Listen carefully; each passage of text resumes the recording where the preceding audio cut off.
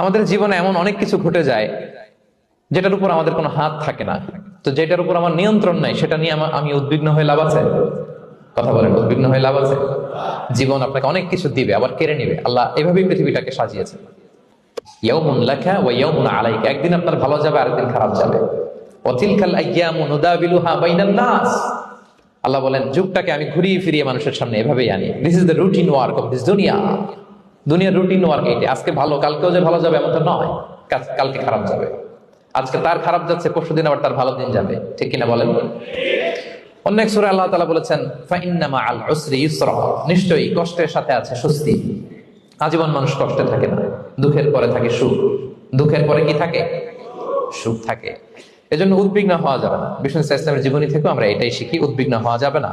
তিনি বলতেন ওয়ালাম আন্নামা আসাবাকা লাম ইয়াকুন লিইখতিআক ওয়া মা আখতাআকা লাম ইয়াকুন লিইউসিবাক।